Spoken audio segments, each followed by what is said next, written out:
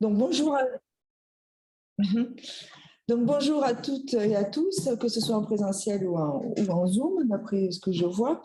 Donc on a, à la demande du CBGP et puis aussi à la demande du département de biologie et écologie de l'Institut Agro Montpellier, on a décidé de faire une présentation sur les cursus à Montpellier Supagro, enfin à l'Institut Agro Montpellier. J'ai compris.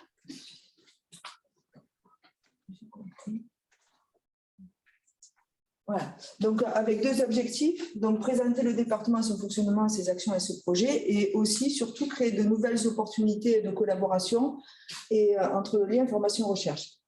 Et pour ça, plutôt que de faire une présentation moi toute seule, puisque l'Institut Agro, on est plusieurs à travailler en réseau et ensemble, j'ai demandé à Alice François du service des relations internationales, qui s'occupe plus particulièrement, qui est en relation avec le département et les enseignants-chercheurs du département sur des projets à l'international, de formation et on espère de recherche, et à Christelle Cornier, donc que vous connaissez un petit peu aussi, enfin moins qu'Alice, je pense, donc qui est du service partenariat.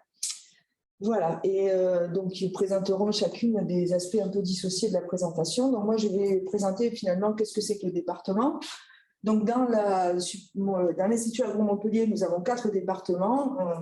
En sciences des aliments et des bioprocédés, donc ce qui est machinisme agroalimentaire, en gros, microbiologie, sciences économiques, sociales et gestion, donc tout ce qui est économie et gestion, et milieu, production et ressources qui concernent des aspects agronomie, sol et élevage. Et le département que je dirige ou que j'ai dirigé, donc il y a le département de biologie et écologie qui, je l'ai présenté tout à l'heure, concerne les aspects de biologie, en gros, que ce soit pour multi-organismes. L'Institut Agro Montpellier est aussi structuré en instituts, mais qui ont changé de nom, qui vont changer de nom pour ne pas avoir des instituts dans l'institut. Donc, on va appeler des pôles. Donc, un situé à Florac qui porte 2 licences professionnelles et qui fait surtout du service d'appui aux professeurs de l'enseignement technique. L'Institut des régions chaudes, donc l'IRC, qui porte des formations liées au sud essentiellement, donc tropical, et Institut des hautes études de la vigne et du vin, donc qui porte des formations en relation avec la vigne et le vin, donc les options de 3e année, vitiono et quelques licences pro. Donc les diplômes que délivre l'Institut Agro, en tout cas Montpellier, mais c'est à peu près pareil au niveau national, donc un diplôme d'ingénieur agro général, un diplôme d'ingénieur agronome au sud, SADS porté par l'IRC, l'Institut des régions chaudes, des masters écoles, donc 12 parcours propres, des masters co-accrédités, des masters internationaux, et on en porte un au niveau du département qui est Plant Health.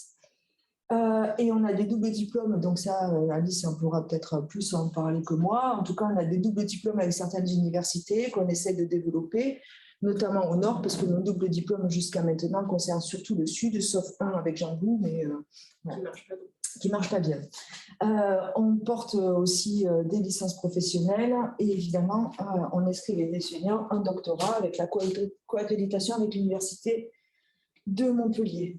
Donc, on a des missions de formation, aussi des formations de recherche via les enseignants-chercheurs et des missions de transfert et d'appui. Ça fait partie finalement pour les enseignants-chercheurs sur les 3 volets sur lesquels on est évalué. Donc, on ne fait pas que de la formation, on ne fait pas que de la recherche. Il y a aussi l'aspect appui et transfert qui est important et qui est une part importante de notre évaluation. Alors, le département, c'est 10 maîtres de conférence et 10 professeurs, 11 jusqu'à l'année dernière. Donc, on essaie de revenir à vitesse de croisière, et 12 techniciens et ingénieurs.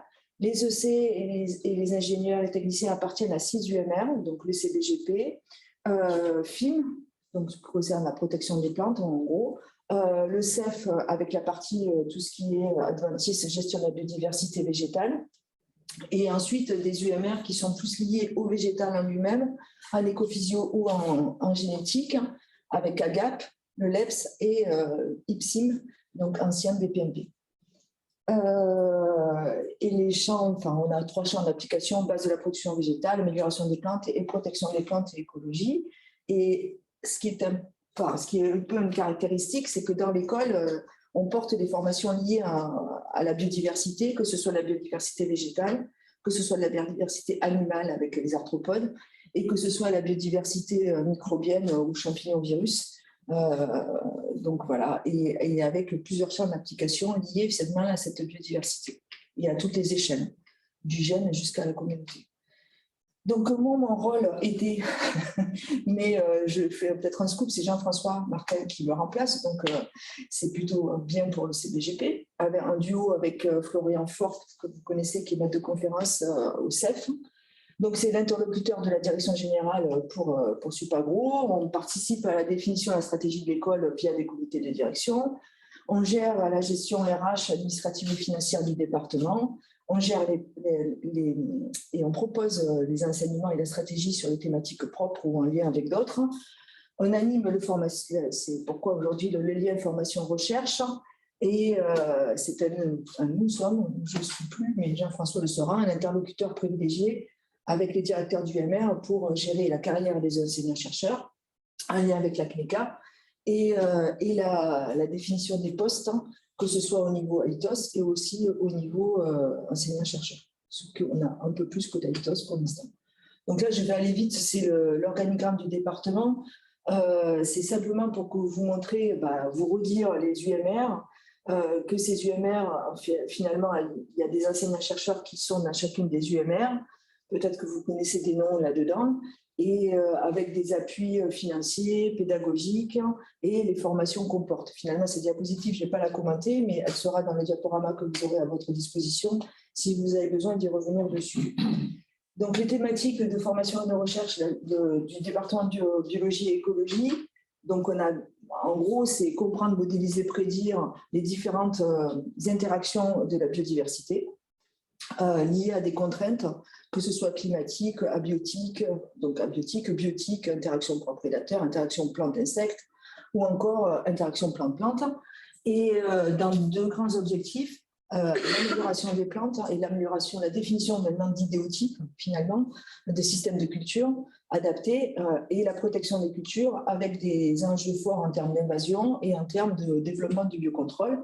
Et tout ça dans une perspective de gestion agroécologique de la biodiversité, donc en intégrant aussi des aspects agronomiques, mélanges variétaux, lutte biologique, interaction avec les pratiques culturelles. Donc, ce qui fait qu'on applique ces activités de formation et de recherche qui sont quand même bien imbriquées aux aspects de biocontrôle, d'agroécologie, biodiversité et de changement climatique pour la production. Alors, tout ça, c'est l'objectif général qui se décline par des actions. Et ces actions, je vais vous présenter aujourd'hui des actions de formation, quoi. Donc, ces actions de formation concernent l'enseignement et la pédagogie. Elles concernent l'appui à la mobilité à l'international et elles concernent aussi les relations avec les professionnels avec des doubles objectifs. Un objectif de formation, caser nos étudiants, permettre une insertion professionnelle, garder le contact avec les amis, etc. Et en même temps aussi, c'est une capitalisation en termes de partenariat de recherche. Voilà. Donc, c'est pour ça que la présentation est structurée en 3 parties avec 3 personnes. Donc, je vais commencer par l'enseignement et la pédagogie pour vous montrer la structuration et comment finalement le lien formation-recherche peut s'insérer dans ce ruban pédagogique. Donc, nos étudiants, ils arrivent à l'école après 2 ans d'école prépa. Donc, donc c'est le concours A, 2 ans d'université, c'est le concours B, 2 ans de DUT, c'est le concours C, 2 ans de BTS, c'est le concours C ou C2. Voilà. Donc, en gros, ils ont un background de Bac+2 avec une diversité importante, même si le gros des troupes vient du concours A, c'est-à-dire de la prépa. Récemment, on a une nouvelle voie de recrutement, c'est le concours apprenti, qui est aussi au niveau national. C'est-à-dire qu'à l'intérieur de nos cursus, on a des étudiants pendant 3 ans qui font un petit peu d'académique et un petit peu d'entreprise mélangée sur les 3 cursus. Et ça, c'est un cursus apprentissage qui est nouveau et qui est très porteur et qui a un concours spécifique au niveau national. Donc, les étudiants arrivent à l'école, ils suivent un tronc commun pendant 1 an. Donc, on leur donne les bases que tout ingénieur agronome doit avoir au bout des 3 ans, même s'il fait autre chose pendant les 2 ans qui vont suivre ce tronc commun. On a un tronc commun institut agro, c'est la même initiale, ingénieur agro, un tronc commun à partir de l'entrée apprenti spécifique, c'est-à-dire qu'on va dédoubler le tronc commun, donc la surcharge de travail va être très importante, et il y a un tronc commun spécifique pour le cursus ingénieur tropicaux, si vous voulez. Voilà, donc ça, c'est... Il y a quelques interventions de chercheurs, mais pas beaucoup. parce que c'est vraiment le disciplinaire et il n'y a pas tellement d'ouverture finalement. On a tellement peu de temps pour leur caser tout ce qu'il faut qu'ils sachent. Donc, il y a quelques interventions de chercheurs, mais peu. Ensuite, les étudiants, s'ils réussissent la première année, ils partent en deuxième année. Et en deuxième année, ça se divise en deux parties, le premier semestre et le deuxième semestre. Donc, dans le premier semestre, ils ont déjà de l'optionnalité, c'est-à-dire qu'ils peuvent choisir ce qu'on appelle, nous, les dominantes. Donc, ils peuvent choisir une dominante agronomique, une dominante agroalimentaire et une dominante gestion environnementale des ressources naturelles. Donc ça, c'est de l'académique un peu classique. On commence à voir un peu des chercheurs qui rentrent ici parce qu'il commence à y avoir aussi des mini-projets que les étudiants peuvent gérer avec des chercheurs, mais vraiment mini, quoi. Et ensuite, dans ce semestre, il y a ce que vous a présenté Jean-François, qui est une nouvelle dominante qui est destinée à des étudiants qui veulent faire de la recherche. Et donc, c'est comment on les prépare mieux, spécifiquement, etc. Donc, c'est le Junior Research Lab, donc for Agricultural Transition. Donc, ça va de septembre à décembre. Les étudiants, il a dû vous l'expliquer, travaillent sur des mini-projets encadrés par des chercheurs, avec à la fois des cours et à la fois assez transversaux, et à la fois des mini-projets qui sont commandités par des chercheurs. Et les étudiants travaillent, ils ont du temps, par 3 ou 4, sur ces projets-là, avec des points réguliers, etc. Si tout se passe bien, en général, ils vont ensuite, donc en deuxième semestre de deuxième année. Et donc là, à nouveau, on continue avec l'optionnalité. Donc avec 5 parcours au choix, Plant Science, agroécologie, data manager, biotechnologie qui est un peu particulier, et développement durable. Donc, 2 parcours en anglais, en français, Vitiono et développement durable. Ça, c'est surtout pour les ingénieurs qui au sud. Vitiono pour ceux qui veulent faire Vitiono. Et tout ça, vous allez remarquer que c'est agroécologie, j'aurais dû mettre des grecs, c'est en anglais. Ça veut dire que c'est des parcours qui sont ouverts, tous les cours se font en anglais et les interventions des chercheurs aussi. Et ils sont ouverts à la mobilité internationale. Voilà. Donc, pour augmenter notre attractivité. Et à la fin, donc vers mai-juin, on a le Junior Research Lab de printemps pour des étudiants, soit de chez nous qui sont intéressés pour faire ça, soit des étudiants étrangers qui n'auraient pas eu assez de crédits ECTS en faisant ça, qui viennent chercher des crédits ECTS en plus, en venant intégrer un mini JRL, un mini Junior Research Lab, qui a des ambitions moins fortes que celui d'automne, mais qui reprend à peu près le même principe. Et enfin, si les étudiants réussissent la deuxième année, ils rentrent en troisième année, où ils ont le choix entre 15 options. Et au niveau local, évidemment, ils peuvent choisir toutes les options de toutes les écoles d'ingénieurs au niveau national, y compris des masters co-accrédités, puisque nous, on porte aussi le master avec Vincent Ranouez Darwin, on co-porte. Et pour le département, donc APIMET, amélioration des plantes, protection des plantes et l'environnement, et Vitiono, dans lequel on intervient beaucoup. Et ensuite, ils ont la possibilité ou pas de continuer en thèse.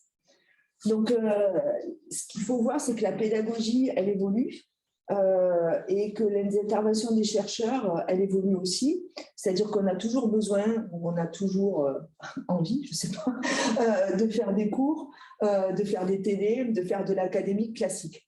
Et en fait, on s'aperçoit que nous et les étudiants, et peut-être aussi les chercheurs, on évolue aussi et on a besoin d'avoir des choses un peu plus interactives et un peu avec des pédagogies innovantes, mais aussi des pédagogies où on discute, où on parle, où on se rapproche.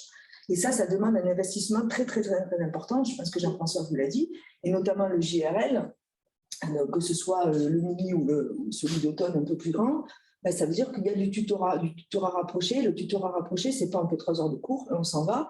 C'est des points réguliers avec les étudiants, c'est un suivi, mais en même temps, c'est aussi un enrichissement mutuel beaucoup plus important que juste une intervention où on s'est montré, où on a discuté 3 minutes ou pas à la fin du cours.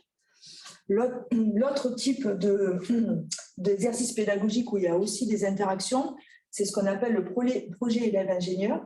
Donc là, c'est vrai qu'il y a peu d'interactions avec les UMR, mais je pense que c'est un moyen d'interagir aussi.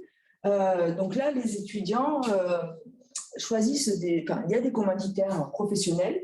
Ces commanditaires professionnels peuvent être des chercheurs, parce qu'on est des professionnels, et sur une thématique, sur, je ne sais pas, le développement ou le débroussaillage d'une thématique de recherche, le débroussaillage d'un partenariat professionnel, ça peut être sur on en a eu, Jean-Claude Streto en avait commandité, Marianne Avajas aussi. Et donc, les étudiants travaillent par groupe de 4 ou 5 entre la première et la deuxième année et répondent à la demande par différents livrables qui peuvent être des cahiers des charges, qui peuvent être des enquêtes, qui peuvent être des plaquettes de communication, enfin, tout un tas de choses possibles qui peuvent être faites. Dans le S8, donc en deuxième semestre de deuxième année, on porte dans le département un parcours qui s'appelle Plan Science, donc en anglais, divisé en 3 modules dans lequel on a déjà des chercheurs du CBGP qui interviennent, notamment dans le module qui s'appelle Evolutionary Application in Agriculture. Ici aussi, on a beaucoup d'interventions puisque avec le MOOC Nectar, il y a ce module dans lequel les étudiants sont libres, en gros, pendant 1 mois, pour aller dans les laboratoires, découvrir la communauté scientifique, mais en ayant leur sujet propre. Donc, avec le MOOC Nectar, donc Bruno, Jean-Claude ont encadré des étudiants, des groupes d'étudiants de façon assez régulière. Il y a un groupe d'étudiants que j'ai encadré qui a fait des interviews pour faire des plaquettes de communication sur ce qu'on fait en taxonomie au CBGP. Enfin, voilà. Donc, ça peut être de la science pure ou ça peut être aussi des choses beaucoup plus annexes, mais qui font progresser les étudiants d'une autre façon. Et là aussi, on a, dans le premier module, là, c'est un tutorat plus classique avec un sujet et les étudiants travaillent sur le sujet. Moi, j'ai posé un sujet cette année sur mes projets de recherche. Et du coup, les étudiants ont fait de la biblio, ils ont découvert des nouvelles pistes, ils ont de l'imagination. Donc, du coup, ça permet aussi de pouvoir, ensuite, dans les work packages, pouvoir remplir avec des idées un petit peu innovantes et surtout soutenues par de la science. Donc, les interventions chez nous dans le département, donc on a un listing mis à jour de tous les intervenants extérieurs qui nous aident dans la pédagogie. Et donc, on voit qu'au final, dans le département, on arrive avec quelque chose qui est approximativement 500 heures équivalent télé. Donc, ça fait 2 postes d'enseignant-chercheur. Donc, ça veut dire qu'il y a des interventions très fortes et qu'on ne peut pas s'en passer, à la fois parce que ça chiffre, mais aussi parce que c'est intéressant pour les étudiants d'avoir cette ouverture-là. Et si on regarde spécifiquement le CBGP, on s'aperçoit que l'UMR CBGP est dans le département, donc je pense qu'ils interviennent que là, donc c'est l'UMR qui intervient le plus dans le département de l'Institut Agro Montpellier. Donc, c'est avec le statut de prof consultant pour Jean-Claude Streto.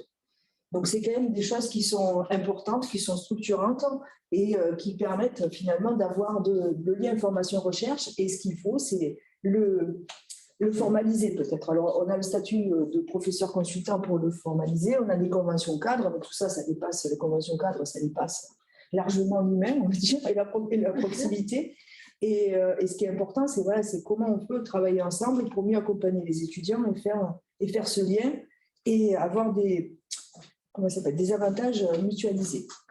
Alors, les avantages mutualisés, en plus de l'intervention directe à l'intérieur des cours, dans des modules, dans du tutorat, etc., il y a l'accueil de stage. Donc, les étudiants partent en stage à l'exploitation agricole. Donc, ça, je pense que ça n'intéresse personne. Donc, ils font un stage obligatoire entre la première et la deuxième année. Puis ensuite, ils ont des stages de deuxième année. Donc là, ça commence à intéresser plus les UMR avec un stage de deuxième année, donc un stage de M1, si vous voulez, de 3 ou 4 mois. Ensuite, ces étudiants peuvent faire des stages de césure. Donc, en gros, ils ont 1 an entre la deuxième et la troisième année où il y a quand même une validation académique, mais ils peuvent interrompre leurs études, ne pas avoir de cours et réaliser des stages où ils profitent généralement pour aller 6 mois à l'étranger et 6 mois en France, mais pas toujours, quoi. Et après viennent les options de troisième année où là, ils ont un stage de 6 mois, beaucoup plus long et beaucoup plus structurant. Ce qui est important aussi, c'est que ça concerne nos ingénieurs, nos étudiants qu'on a nous chez nous, mais il nous en arrive d'ailleurs.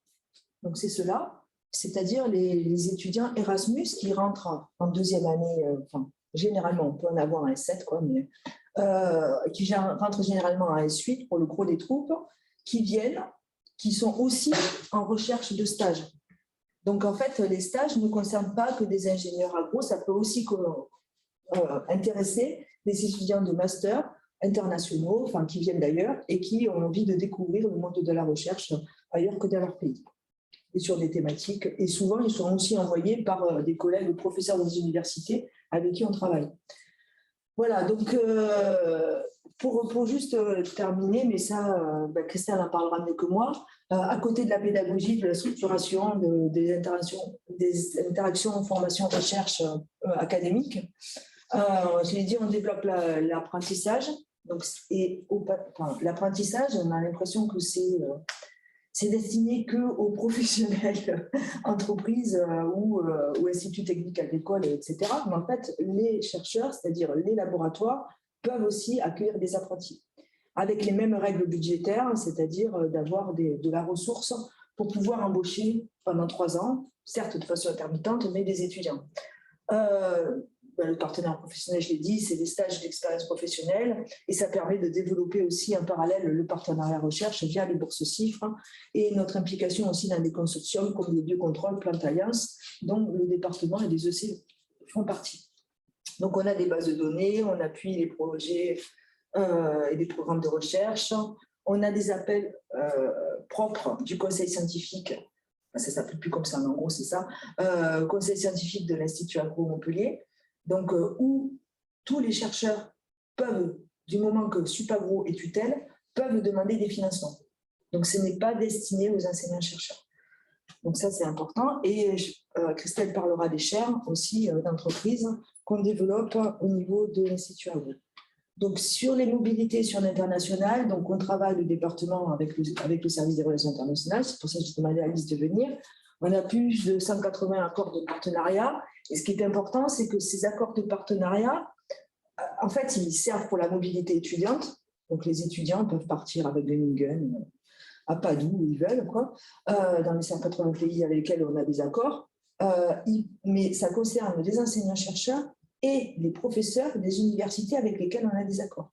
C'est-à-dire que si vous avez des collaborations avec un professeur de l'université de Wageningen, en fait, il peut bénéficier d'une bourse pour pouvoir venir travailler avec vous et un peu avec nous aussi, parce qu'il faut quand même quelques aspects formation qui soient inclus dans sa mission.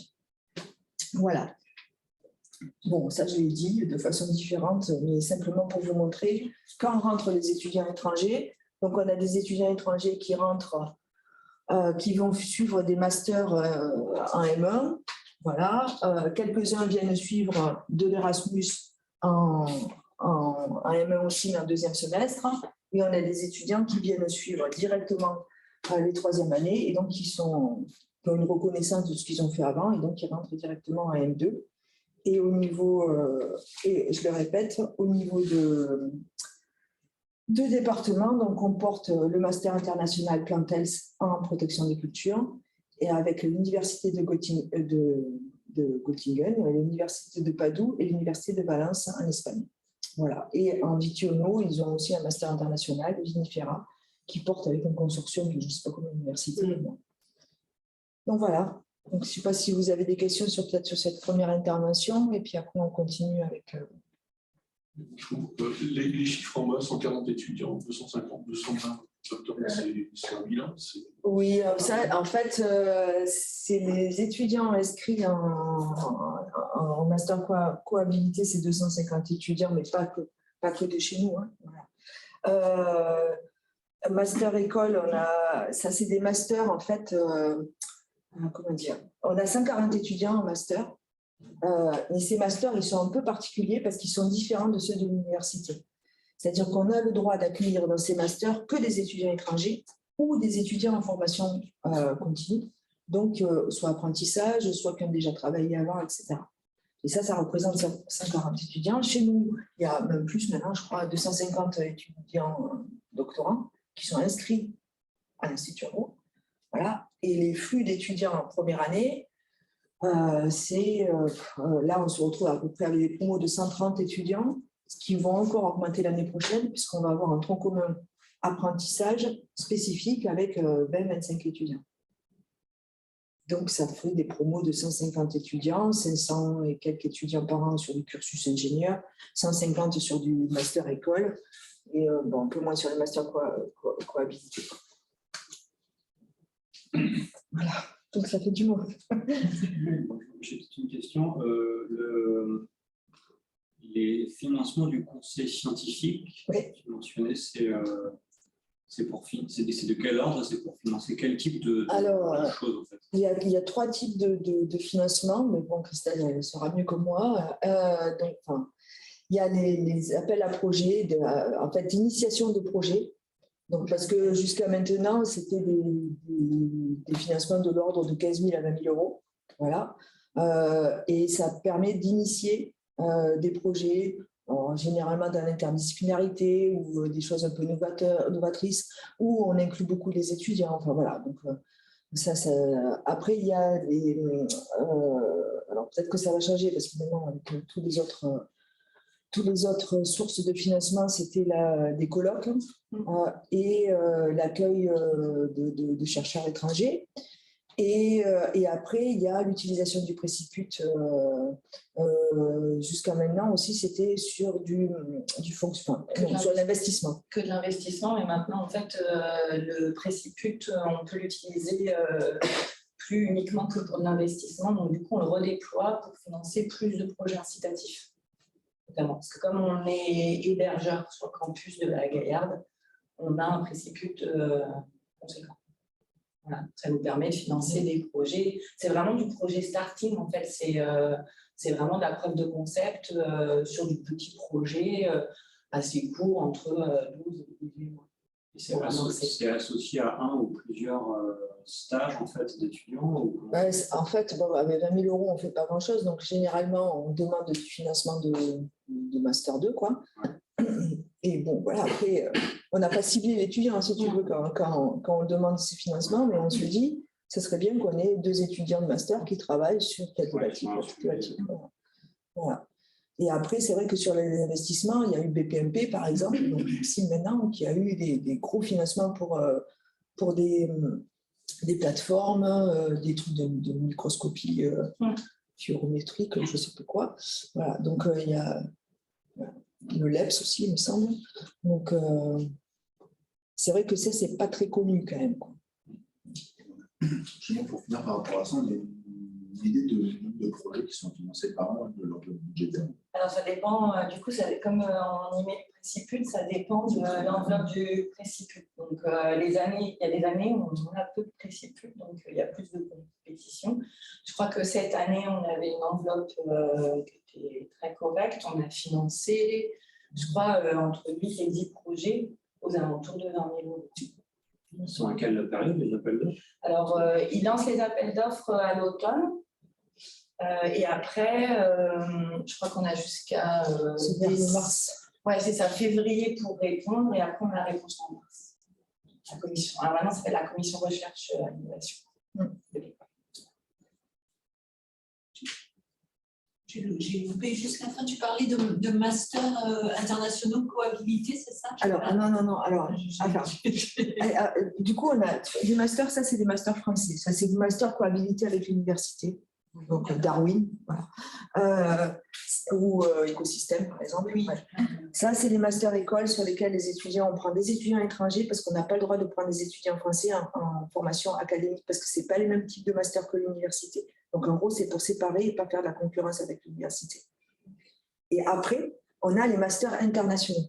Donc, les masters internationaux sont financés généralement par l'Europe avec des bourses de vie pour les étudiants, en plus des frais d'inscription.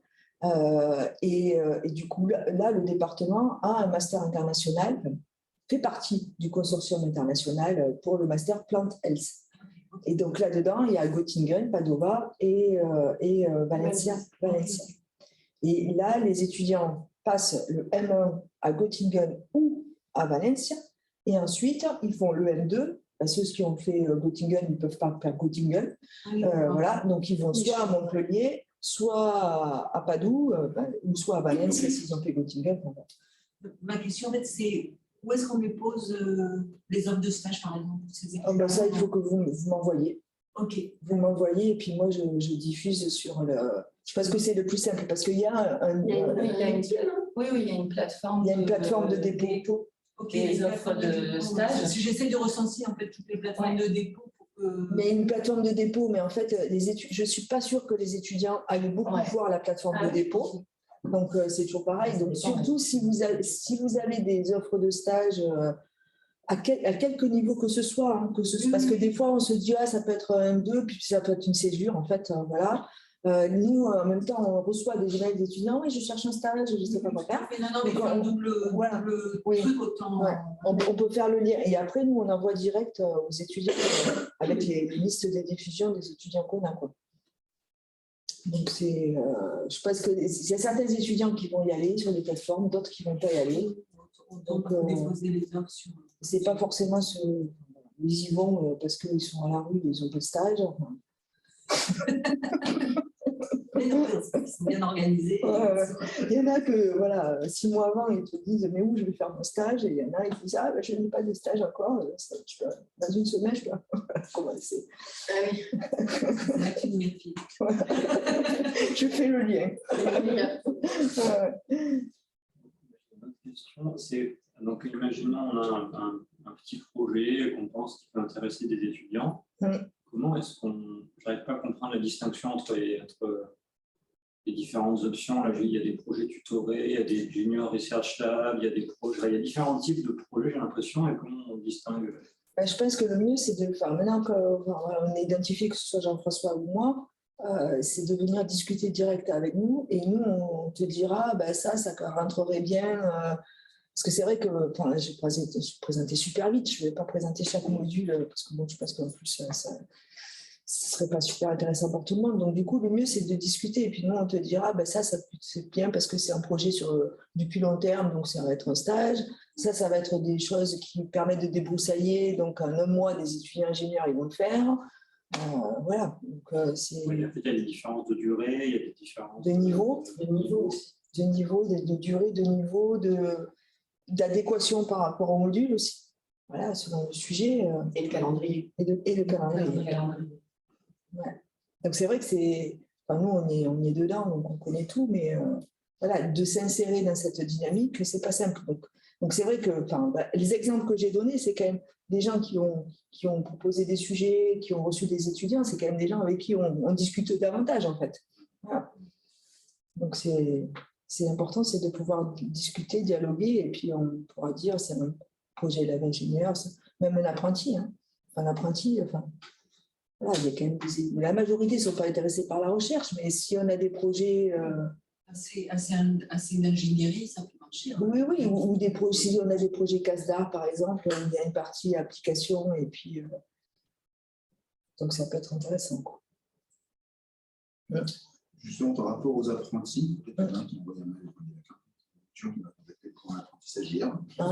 Et du coup, comment ça marche, comment on les paye, est-ce qu'on trouve des financements, comme quand on cherche un master en M2, on a des pistes pour trouver des financements, est-ce qu'il y a des pistes pour trouver des financements pour l'apprentissage?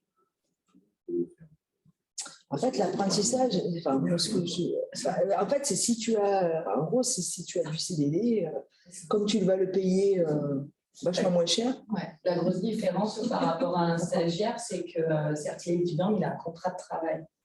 En fait. Donc, du coup, en termes de ligne financière sur vos projets de recherche, c'est plutôt du financement pour du CDD, pas du financement stage pour un apprenti. Et après, à l'école, il y a un service qui ne fait que ça, qui est un service pour l'apprentissage et qui, du coup, peut vous accompagner sur les modalités, les démarches, estimer le coût, trouver l'étudiant, voilà. Ok, du coup, pour l'instant, il n'y a pas de guichet à laquelle on peut demander des sous pour ça. En tout cas, non, parce qu'en fait, la plupart des apprentis vont en entreprise, c'est des financements d'entreprise. Pour les labos, ça peut très bien être possible, et ça veut dire que vous avez des ressources pour ça. Sauf que les ressources, ça sont quand même moins importantes. Ouais. Avec les aides de l'État. Par rapport à un CDD. Par rapport à un CDD. Ouais, du coup, comment il faut aller... Du coup, il faut voir avec le service, parce que ça dépend de l'âge de l'étudiant, ça dépend de la durée. Du type d'entreprise. Voilà. Donc, c'est pour ça qu'il vaut mieux se rapprocher du service d'apprentissage pour identifier bien et mesurer l'engagement financier. Parce que si c'est une PME, c'est pas pareil que si... Enfin, voilà, il y a aussi des catégories d'entreprises. Donc, on a des entreprises qui nous disent « je vais prendre un apprenti, combien ça coûte ?» Moi, vu le calcul qu'il faut faire, je ne suis pas capable de le faire parce que ça dépend. Ouais, mais pour le labo, en fait, alors, nous, organisme public, on a aussi des modalités financières qui sont différentes des PME. Donc, tout ça, il faut le recalculer avec eux. Après, moi, je peux te donner les contacts des personnes. Non, oui, après, ma crainte, c'est que ça fasse des grosses sommes. Non. C'est que tu au moins cherches un CDD. Oui, mais moi, je n'ai pas de fois payer un CDD. C'est pour ça que je demande des pistes, parce que là, quand on cherche, quand on cherche un étudiant de master, si on n'a pas de sous, la plupart du temps, on peut en trouver.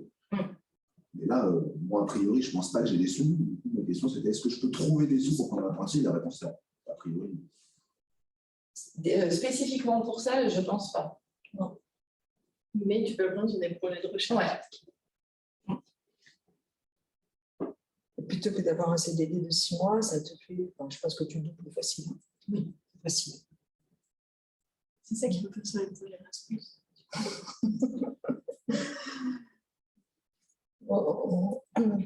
On fait par, je ne sais pas comment. L'international. Métier formation, tu fais international et puis. Sinon, je partage. Du coup, c'est bien, je vais confirmer. Et la tienne, elle va être ouverte, j'espère. Donc, c'est international. Il faut que tu la partages. Ouais. Donc, normalement, vous la voyez. Tu ne vois pas ton truc. Ouais. Bon, je te laisse continuer. Ouais. Donc, j'ai préparé une petite présentation sur les actions internationales menées au niveau de l'Institut Agro. Donc, on n'a pas fusionné notre service relations internationales, mais depuis 2 ans, on a un fonctionnement quand même très collectif sur l'Institut Agro Montpellier, Dijon et Rennes-Angers.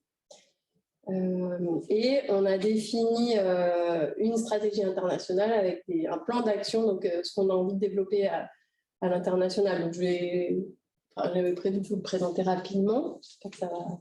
Voilà. Et ensuite, vous donner quelques exemples de comment on finance ces actions. Et j'ai essayé de faire un focus sur ce qui pouvait plus particulièrement vous intéresser. Donc, les mobilités Erasmus pour les doctorants et les personnels, et puis des projets de coopération Erasmus, voilà, coopération universitaire. Donc, ouais, voilà. La stratégie internationale de l'Institut Agro, je pense que ça ressemble à beaucoup de stratégies internationales d'établissements d'enseignement supérieur. Donc, le premier objectif, c'est renforcer l'internationalisation des campus, des étudiants et des personnels. Donc, c'est principalement, après, j'ai une diapo plus en détail là-dessus, mais c'est ouvrir les campus sur l'international, donc envoyer nos étudiants en mobilité à l'international, leur proposer une offre de cours internationalisée, c'est-à-dire enseigner en partenariat avec des universités internationales, soit des profs qui viennent donner des cours, soit des cours, maintenant on développe pas mal d'échanges virtuels, donc des profs éloignés mais qui donnent des cours à nos étudiants sur place. Et internationaliser les services, donc faire bouger les personnels pour qu'ils parlent mieux anglais, pour qu'ils acquièrent des compétences sur l'interculturel et l'international aussi. Le deuxième objectif, c'est accroître l'attractivité internationale, donc essayer de faire venir plus d'étudiants étrangers dans nos cursus. Ça passe aussi par la mise en place de formations en langue anglaise et en partenariat international pour identifier les bons étudiants et faire identifier les bons étudiants. Et le troisième axe, c'est soutenir les transitions grâce à notre engagement international. Donc là, on est plus sur des projets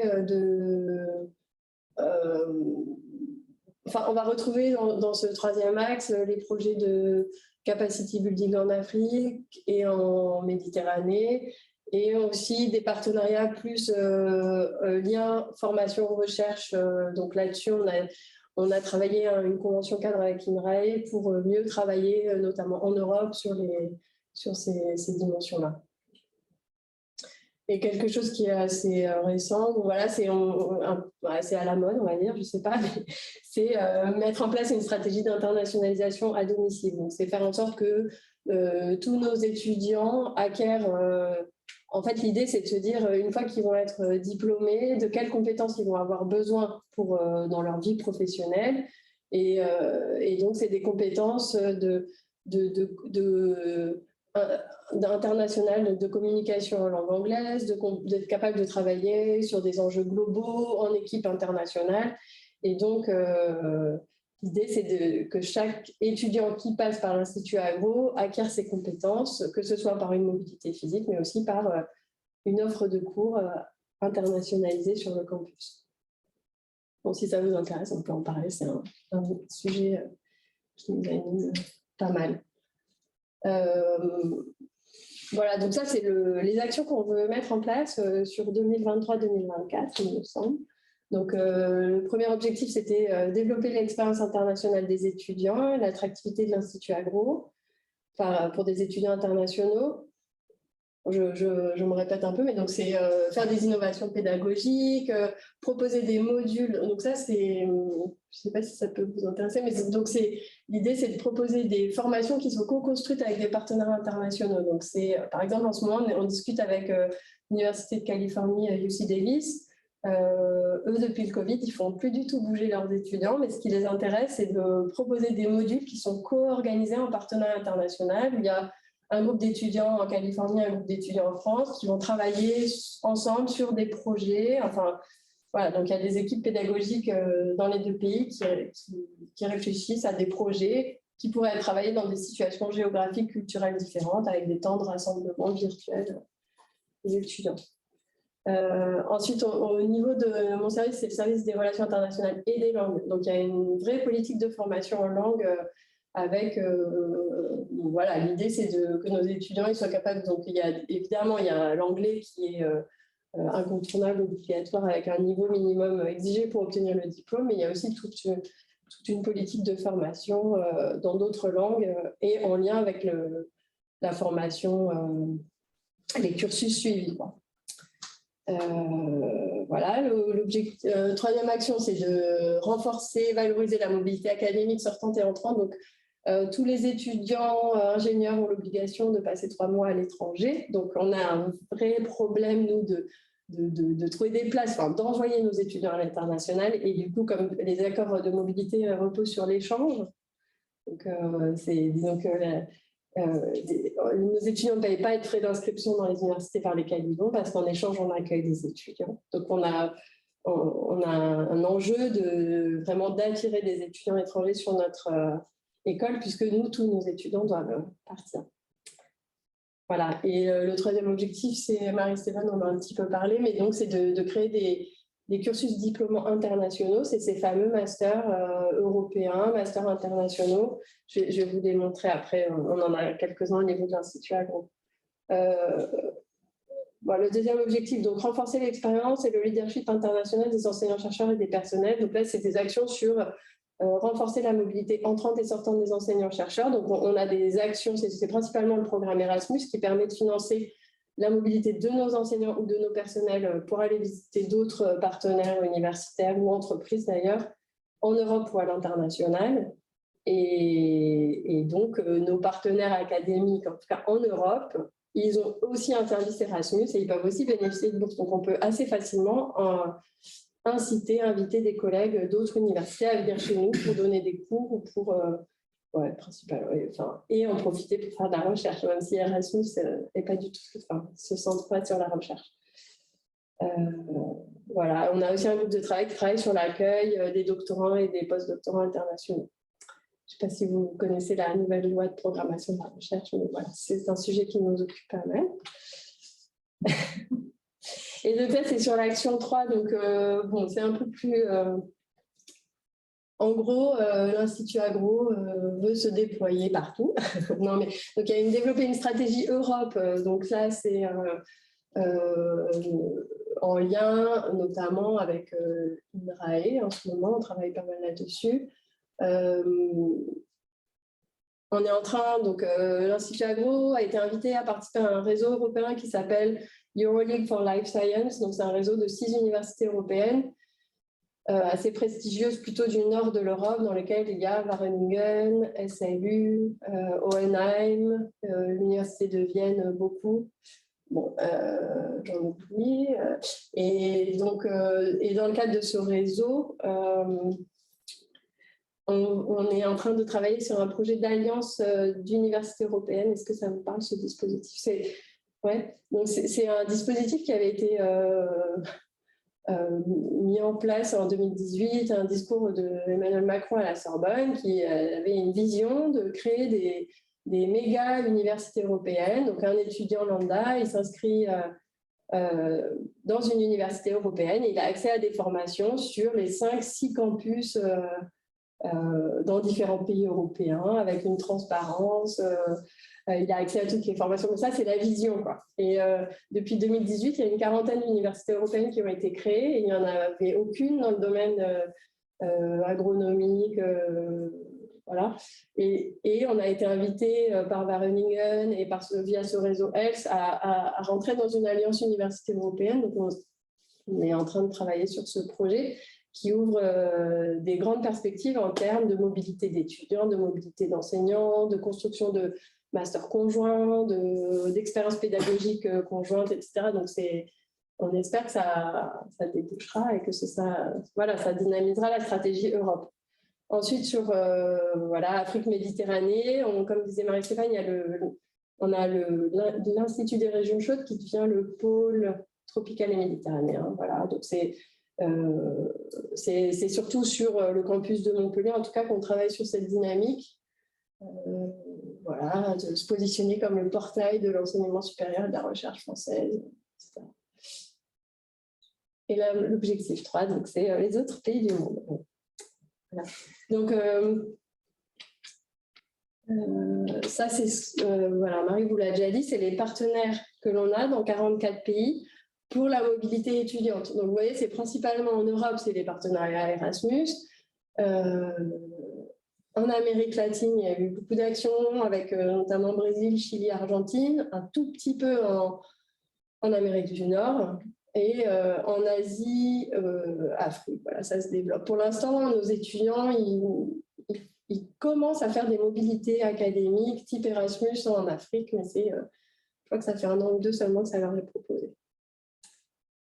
Et voilà, on a 12 doubles diplômes au niveau de l'Institut Agro. Pour attirer les étudiants, je vous disais, on a besoin de cours en anglais.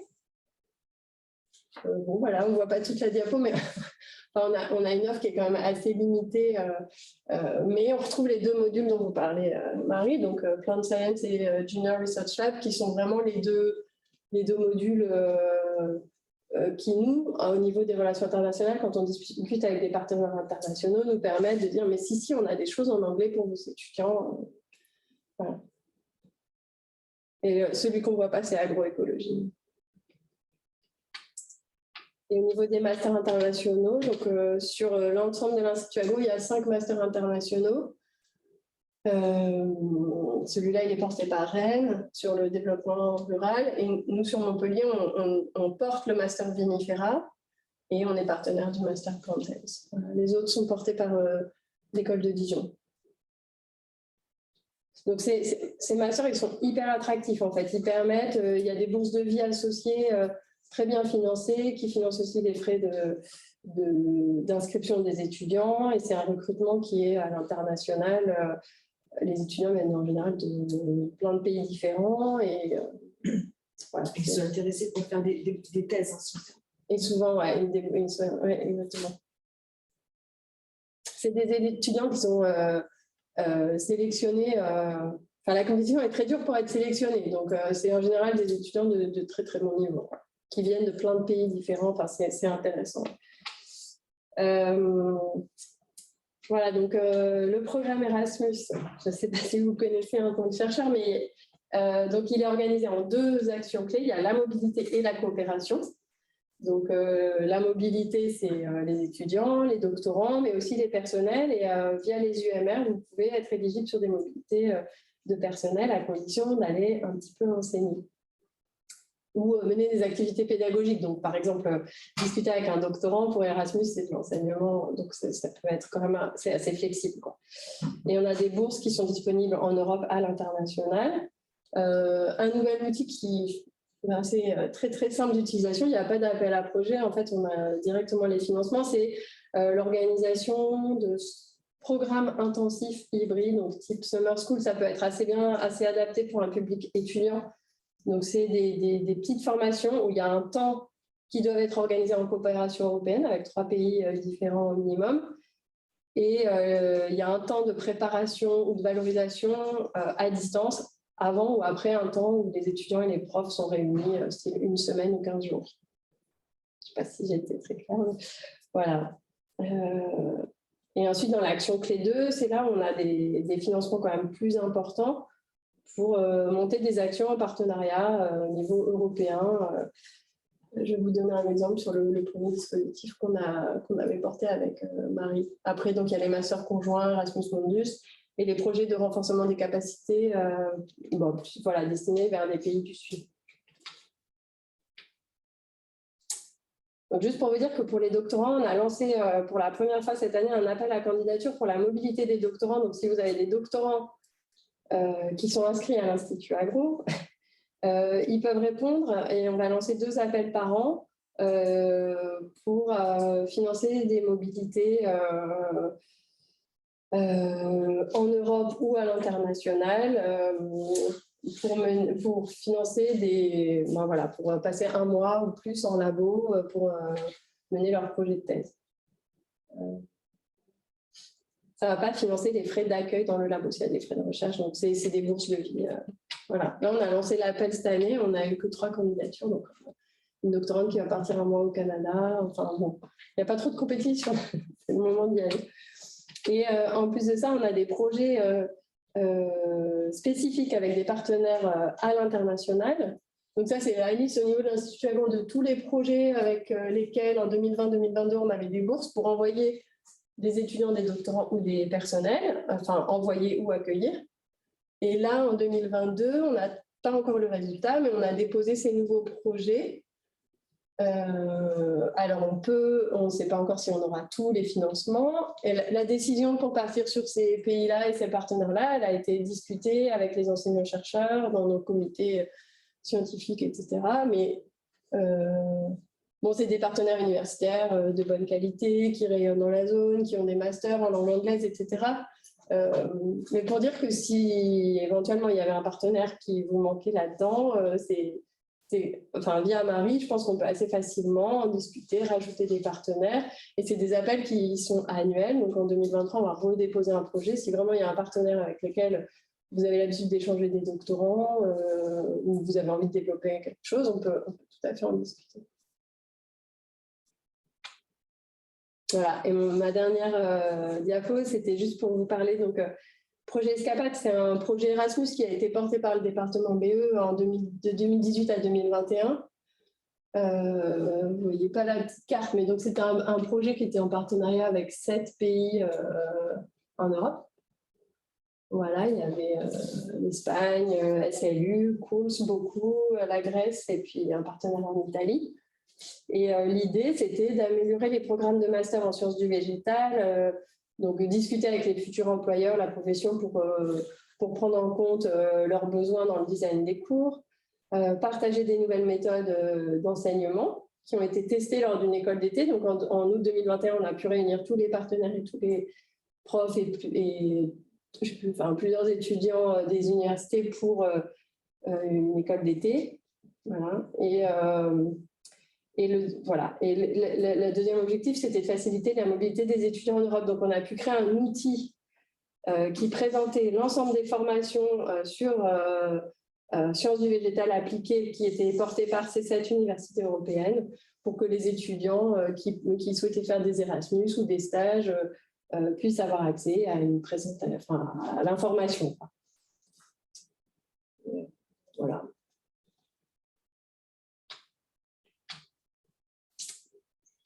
Fini. Merci. Je ne sais pas si vous avez des questions. Ouais. Les doubles diplômes, c'est master. Il y a les deux. On a des doubles diplômes ingénieur-ingénieur. Donc, l'exemple, c'est avec des universités brésiliennes, l'USP au Brésil, ESALC et FZ2A. On a des doubles diplômes d'ingénieur. Et on a aussi des doubles diplômes master, par exemple, sur le master sciences de l'eau à Montpellier. on a un double diplôme avec l'Université de Barcelone. Donc, les étudiants font le M1 à Barcelone, le M2 à Montpellier. Et il y a des doubles diplômes qui sont ouverts à nos ingénieurs. Donc, c'était l'exemple du double diplôme avec Jean Blou, de l'Université de Liège en Belgique, où nos étudiants ils doivent rajouter une année, mais voilà, ils peuvent obtenir à la fin de leur cursus le diplôme d'ingénieur agronome de l'Institut Agro et de l'Université de Liège. Et il y a des doubles diplômes on les appelle asymétriques en fait. Par exemple, on a un double diplôme avec l'INPLB en Côte d'Ivoire. Là, c'est les étudiants de Côte d'Ivoire qui peuvent prétendre à venir chez nous pour obtenir, en plus de leur diplôme d'ingénieur agronome ivoirien, le diplôme français. Mais nos étudiants n'y participent pas. Ce n'est pas prévu dans l'accord pour l'instant. Mais... Avec l'INAT aussi en Tunisie. Avec l'INAT en Tunisie. Mais ces doubles diplômes qu'on appelle asymétriques, ils ont vocation à devenir symétriques. Quoi, peut-être. Ouais.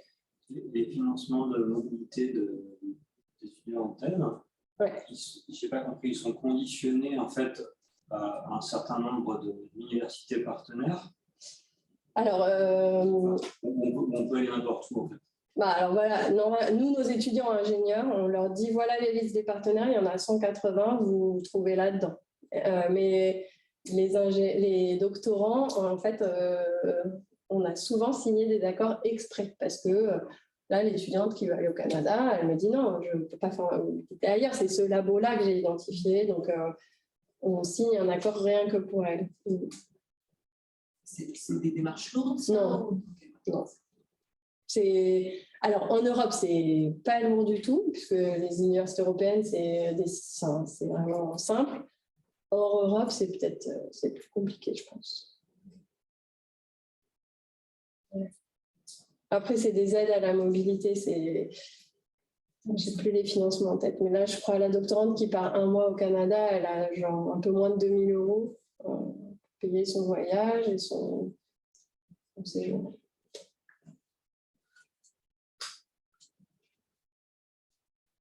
Donc oui, il ne faut pas hésiter à en parler à vos doctorants. Oui, il y a des questions, cette structuration de la recherche.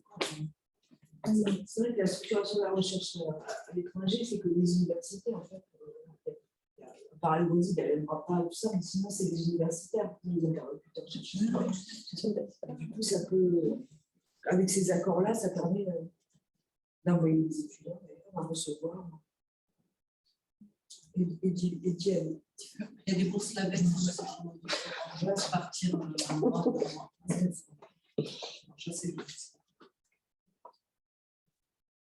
Petit partenariat. Donc, bonjour à tous, je suis Christelle Cornier, je suis l'adjointe à la chef du service partenariat de l'Institut Agro Montpellier. Je vous refais, je ne sais pas votre niveau de connaissance de la structuration de l'Institut Agro, version améliorée. Donc, juste rapidement, en fait, Montpellier Supagro a fusionné avec 2 autres écoles d'ingénieurs, qui étaient Rennes, Angers et Dijon, pour former l'Institut Agro. Et du coup, aujourd'hui, c'est le regroupement de 3 écoles avec une implantation telle que vous la voyez là. Et ensuite, avec effectivement cette grosse balance d'ouverture à l'international avec la mutualisation de l'ensemble de nos accords internationaux. Et aujourd'hui, c'est un ensemble donc c'est 4 500 étudiants sur les 3 écoles, 1 300 personnels sur 6 campus. C'est 39 unités de recherche. Alors, avec la spécificité sur Montpellier que nos enseignants-chercheurs sont dans 21 unités de recherche. Donc, il y a une forte concentration sur les 2 autres sites de l'Institut Agro, mais chez nous, c'est une très grande diversité d'implications dans les unités de recherche. On porte 19 chaires d'entreprise. Alice en a parlé des 180 partenariats internationaux. Et on a, avec une spécificité, c'est cette mission d'appui à l'enseignement technique agricole qui fait qu'on accompagne et on appuie 800 établissements d'enseignement technique agricole. Donc ça, c'est pour le cadre. Voilà. Alors, on a une forte valence en tant qu'école d'ingénieurs. On a une forte ouverture et une très forte appétence pour les partenariats avec les professionnels, notamment parce qu'on va rechercher l'insertion professionnelle de nos étudiants, mais aussi parce qu'on développe ces partenariats dans le cadre de nos activités de recherche et d'appui. Donc, en matière de partenariat avec nos partenaires professionnels, on a plusieurs services dans l'école qui interviennent et qui discutent avec ces partenaires. C'est la formation à l'insertion professionnelle, le développement professionnel, la formation continue, et puis les 3 briques que vous voyez grisées, c'est celles qui sont portées par le service partenariat de l'école. Et donc, on a la collecte de la taxe d'apprentissage. On a tout l'appui à nos enseignants-chercheurs sur la partie recherche, expertise, innovation, transfert, y compris l'appui à la création d'entreprises et à l'entrepreneuriat, puisqu'on a un incubateur dans le service. Et puis, on a le mécénat, puisqu'on a une fondation. On porte une fondation universitaire et c'est du coup sur cette partie-là que je vais vous exposer parce que je ne suis pas certaine que vous connaissez la fondation de l'Institut Agro. Du coup, je voulais faire un focus là-dessus. Donc, c'est une fondation universitaire. On avait une fondation déjà à Montpellier, Supagro. Et puis, à Rennes, ils avaient aussi une fondation. À Dijon, ils n'en avaient pas. Donc, il a été fait le choix au moment de la création de l'Institut Agro de n'avoir plus qu'une seule fondation. Donc, aujourd'hui, on a une fondation à l'échelle de l'Institut Agro national. Donc, c'est une fondation universitaire, ça veut dire qu'elle n'a pas de personnalité morale et c'est que c'est l'Institut Agro qui la porte. Hein, elle est destinée à porter des activités ou des actions d'intérêt général puisqu'elle collecte des financements qui proviennent du mécénat avec la réglementation et les exigences liées au mécénat. Donc, qui permettent une défiscalisation à hauteur de 60% de l'impôt sur les sociétés pour nos partenaires et nos entreprises. Et par contre, la contrepartie, c'est il n'y a pas de contrepartie. C'est-à-dire l'entreprise, c'est un don qu'elle fait. Donc, elle ne peut pas exiger de contrepartie directe au financement qu'elle donne à travers la fondation. Voilà. Donc, les objectifs de la fondation Institut Agro, sur la première brique, ce qu'on va rechercher avec ces actions-là, c'est ce que moi j'appelle l'hybridation. C'est-à-dire de décloisonner, on va essayer à travers nos actions de faire le rapprochement, qu'il soit avec une balance recherche, avec une balance pour l'insertion professionnelle, avec une balance pour de l'appui ou du transfert, le rapprochement entre le monde académique et puis nos partenaires professionnels. Bien évidemment, on recherche à travers ces dispositifs à insérer et à faire en sorte que nos étudiants s'insèrent facilement dans le monde du travail. Donc, ça va être aussi à travers accompagner l'accompagnement des filières, l'évolution des filières et la valorisation des métiers, rechercher, évoluer sur les compétences dont ont besoin nos étudiants pour s'insérer facilement et répondre aussi aux enjeux du monde professionnel. Contribuer au développement d'actions à l'international aussi à travers la fondation, parce que ça va participer au rayonnement de l'établissement et ce qu'on souhaite à terme, c'est pouvoir nouer des partenariats, y compris avec des fondations internationales, pour irriguer en fait l'ensemble de nos actions qui sont portées par la fondation. Et alors, de l'hybridation, en hybride, c'est parce que beaucoup de nos actions portées dans le cadre de la fondation nourrissent en fait le dialogue sciences-société. Et on cherche aussi l'ouverture vers les collectivités locales, la société civile et les entreprises. Donc, on cherche vraiment à hybrider au maximum nos dispositifs pour mettre l'ensemble des acteurs autour de la table pour pouvoir participer à ces débats et à relever les défis. Alors, comment on intervient dans le cadre de la fondation ? Donc ça, c'est les différentes actions qu'on peut, je vous les présenterai après par programme, c'est peut-être plus lisible. Donc, on finance des bourses d'études et de vie pour nos étudiants. Alors, bourses de vie et des bourses d'études et de vie, c'est vraiment de l'action sociale. C'est facilité pour des étudiants qui sont en difficulté ou qui n'ont pas les moyens de venir étudier à l'école, de pouvoir le faire. On a des bourses de thèse, notamment qui sont financées dans certains programmes de nos chaires. Donc, on peut financer des bourses de thèse. Le financement ou la mise à disposition d'équipements de démonstration, d'études, de formation.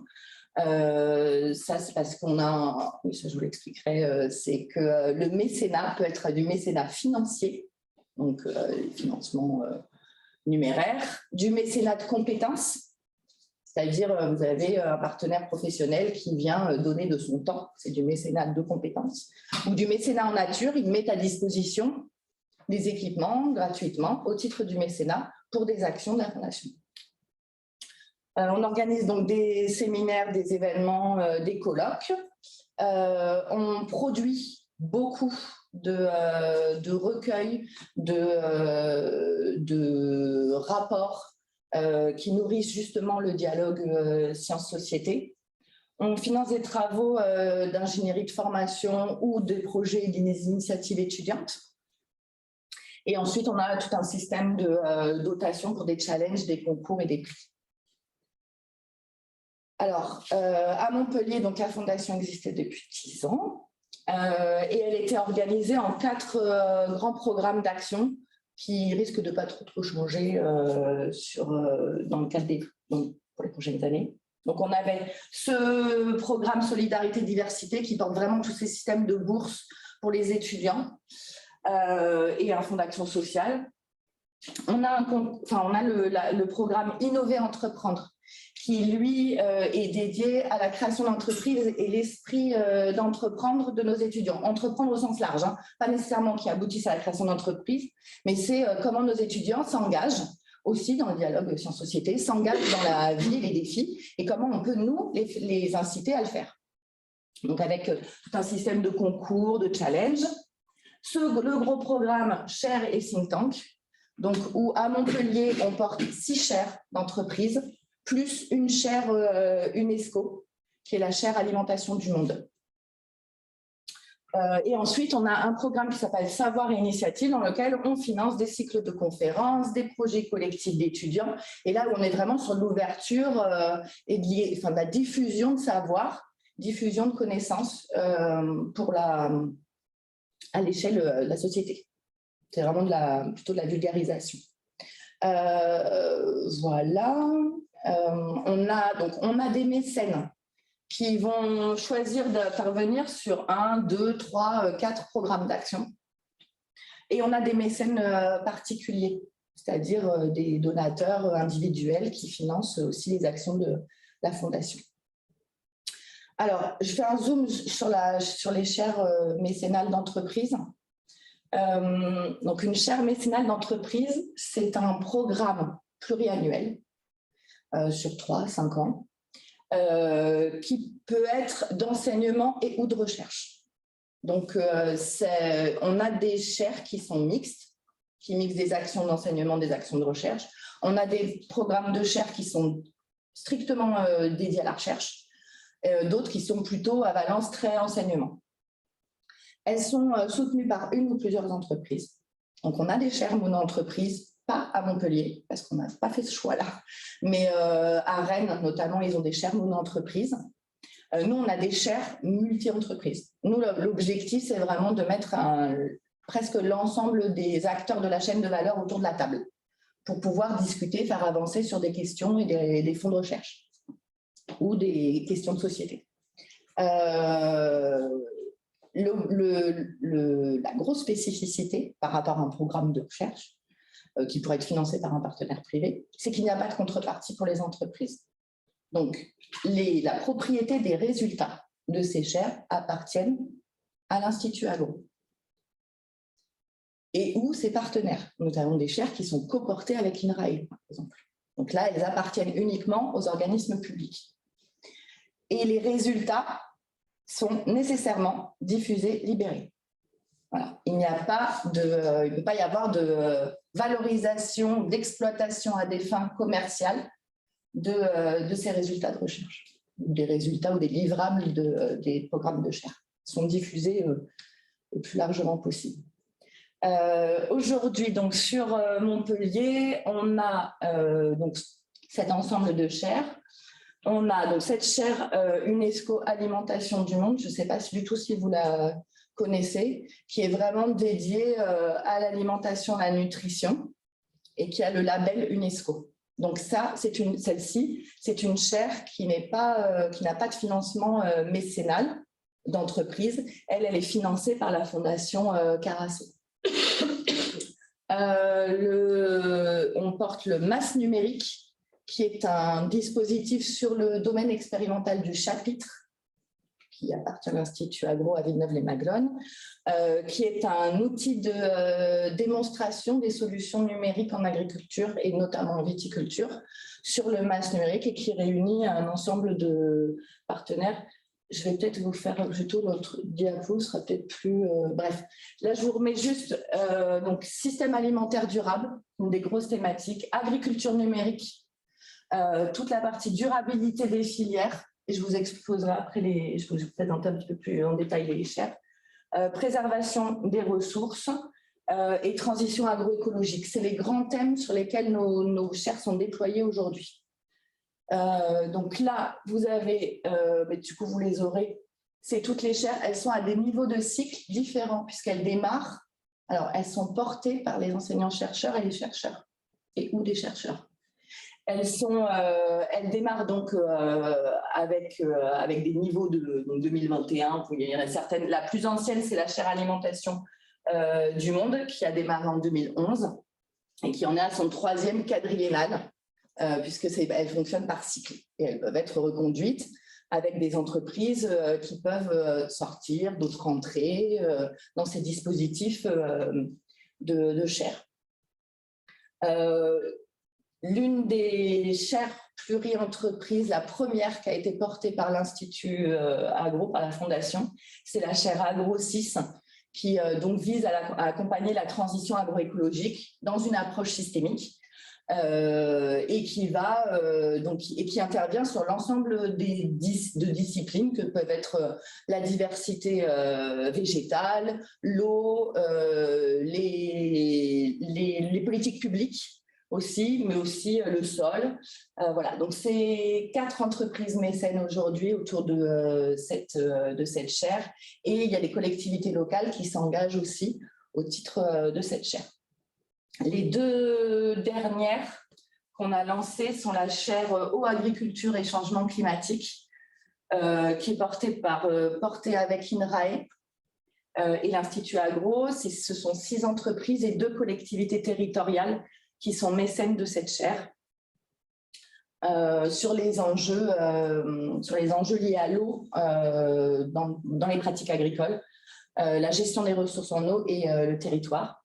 Et la chaire Vigne et Vin, qui est portée, elle, également en partenariat avec INRAE et l'Université de Montpellier, et qui regroupe 8 entreprises et une fondation et une autre fondation qui est mécène également du financement de cette chaire.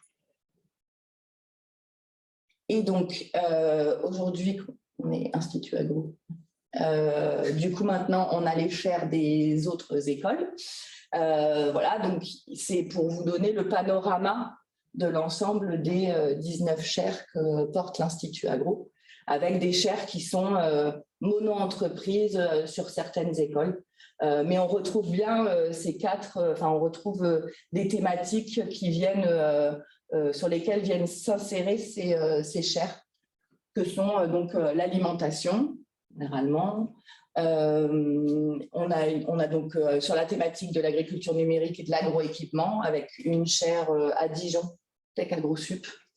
On a des chaires sur innovation et entreprendre, filière innovante, attractive et responsable, avec la chaire ELSA Pact, c'est sur l'analyse de cycle de vie. Là, sur le lait, alors ça serait porté par Rennes. Et ensuite, donc, on a la chaire semences pour demain, qui est portée à Rennes, celle-ci. Là, c'est SEMAE, en fait, c'est le regroupement des semenciers. Voilà. Du coup, là, les contacts, donc, si vous avez besoin de plus d'informations. Et ici, le site pour découvrir plus en détail la fondation. Nous, le service, la fondation, ce qu'elle fait, c'est que quand un enseignant-chercheur ou un chercheur a la volonté de porter un projet de chaire ou une action, il contacte en priorité Isabelle Massaï, qui est la chargée de fondation à Montpellier, qui va l'accompagner dans la prospection d'entreprises ou de mécènes qui pourraient être intéressés pour venir financer ces actions. Est-ce que vous avez des questions?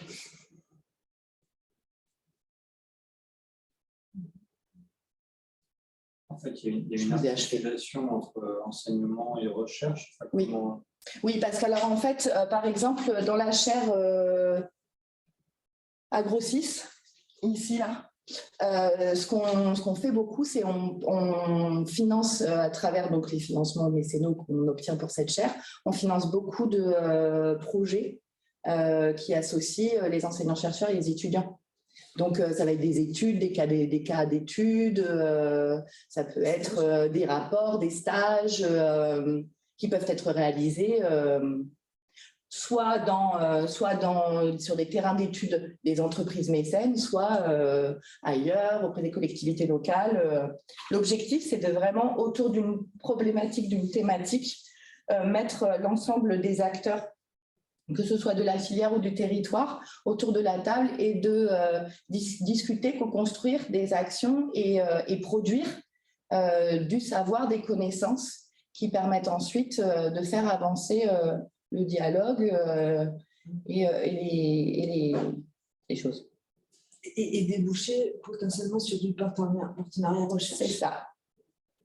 Là, clairement, par exemple, sur le masse numérique ou la chaire agrotique, en fait, l'objectif d'une chaire, c'est au départ, comme ils sont tous autour de la table et ils n'ont pas de contrepartie, on discute vraiment sur des choses qui sont sur des problématiques qui sont communes à l'ensemble de ces partenaires. Et ils n'interviennent pas sur le même niveau de la chaîne de valeur de la filière, mais en tout cas, ils ont les mêmes problématiques. Et donc là, on produit des savoirs, de la connaissance autour d'une problématique qui est commune et qui est fédératrice. Mais à la suite, chaque partenaire peut se saisir des connaissances pour aller approfondir pour son propre besoin. Ça se fait en dehors de la chaire, parce que là, il y a contrepartie, et en fait, ça débouche sur des projets de recherche en B2B avec l'entreprise. Ça peut déboucher sur du montage de projets de recherche collaboratifs, en allant chercher des financements publics, par exemple. Type Europe. Voilà. Ou par exemple, ça peut déboucher sur des sujets de thèse, sur des projets de thèse. Quand le projet de thèse, il est commun, par exemple, quand c'est un sujet, quand l'ensemble des partenaires se mettent d'accord pour financer une bourse de thèse, par exemple, autour d'un sujet, ensuite, ça peut déboucher sur un postdoc, mais qui va être que pour une seule entreprise, indépendamment de la chaire, sur un autre dispositif classique que là, on a l'habitude d'activer.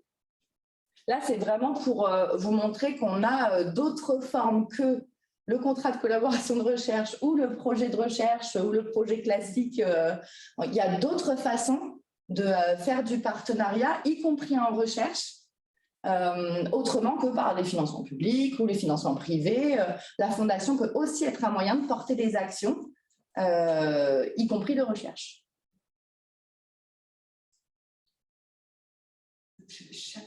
Chaque chaire là qui a rempli, il y a un porteur principal. Oui. Là, c'est 3 enseignants-chercheurs sur la chaire Agro6 qui sont de 3 disciplines différentes, qui portent la chaire Agro6. Pour Agro6, Alzavani. Oui. Voilà. Et un peu sur la partie protection des plantes. Ouais. La chaire agrotique, le masse numérique, c'est porté. Alors celle-ci, elle est en partenariat avec Bordeaux Sciences Agro. Et le masse numérique, ça c'est porté par un enseignant-chercheur aussi de l'école. Ici, par exemple, la chaire eau agriculture, elle est portée par un chercheur INRAE de l'UMRGO et un enseignant-chercheur de l'UMRGO aussi. Et ici, c'est porté par un chercheur d'INRAE, une professeure de l'Université de Montpellier et un professeur de l'Institut Agro.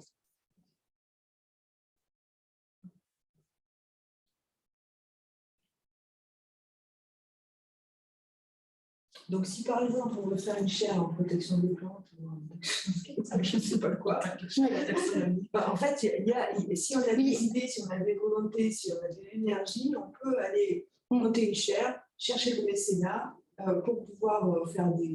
Et je pensais à autre chose, parce qu'on a ça, je ne me souviens pas. Voilà. Ici, là, dans cette brique-là, sur le patrimoine anthropographique, en fait, on a une collection au domaine de Versailles, on a la collection d'un herbier, donc, qui était papier, de l'ensemble de la diversité en vigne. Et ben, en fait, on a monté un programme de numérisation de cet herbier, qui a été porté donc en partenariat avec l'INRAE, qui a été porté par la Fondation. On a pu collecter du mécénat pour numériser cet herbier. Par exemple, demain, si vous voulez numériser les collections, voilà, ou même trouver de nouveaux dispositifs voilà, autour de vos collections, ça peut être un projet porté par la Fondation. On va chercher des mécènes et des entreprises qui ont intérêt en fait à ce que ces collections soient maintenues, parce que c'est important, y compris pour elles, et de manière du coup par le mécénat de pouvoir financer ces actions-là. C'est bien. C'est possible. C'est possible. En tout cas, il y a le dispositif qui permet de le porter. Oui, c'est ça. Voilà. Après, il faut trouver la réponse. Après, il y a une chargée de mission à Montpellier qui vous accompagne pour toute la campagne de prospection. Donc, bien évidemment, vous connaissez votre tissu de partenaires. C'est-à-dire que les entreprises qui pourraient être intéressées par, nous, on en connaît d'autres, voilà. Et donc, on fait un listing d'entreprises ou de partenaires qui pourraient être intéressés pour financer ça par mécénat. Et en fait, vous êtes accompagnés pour aller chercher ces financements et les convaincre de financer le projet. Et des fois, il y a des choses auxquelles on ne pense pas. Par exemple, agrotique, on a l'impression que c'est les tracteurs, les capteurs. Mais non, mais ça peut être aussi les analyses d'images pour la reconnaissance d'insectes, par exemple. Donc, il peut y avoir aussi des choses tout à fait indiscutantes qui font qu'on peut développer. Exactement. Et des ponts. Ouais. Voilà.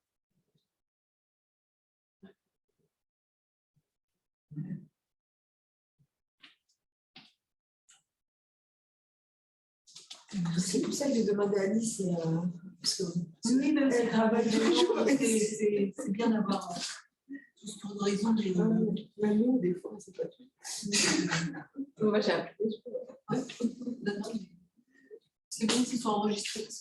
C'était dense quand même. Bon, après, vous avez des contacts.